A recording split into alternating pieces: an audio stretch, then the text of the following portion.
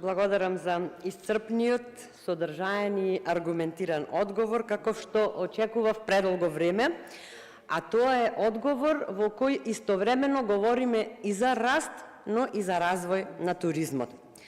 Ова е одговор кој конечно ја менува перцепцијата туризмот да се гледа само низ призма на бројот на туристи, и ова е одговор од кој конечно гледаме дека во оваа држава туризмот веќе не е нешто што се случува стихијно, кој дојде, туку е резултат на мудри политики, макотрпна работа и визија за развој.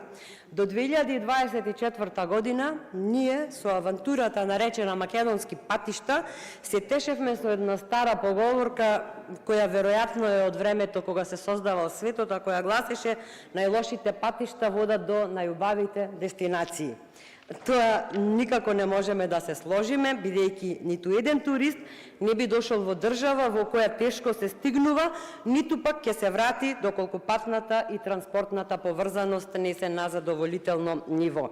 Па фала му на Бога што нашата Македонија поседува природни убавини, поволна клима и долга традиција, туристите си доаѓаа од љубопитност и желба да откријат неоткриени дестинации. Денес конечно покажуваме дека раст не е еднаков на развој и дека каков таков раст на бројот на туристи имавме, меѓутоа немавме долги години развој на туристичката дестинација, а кај туристите треба да предизвикаме две работи: доживување и желба, доживување и искуство кое што ќе го паметат и ќе го понесат со себе, и желба снели повторно да му се вратат на тоа.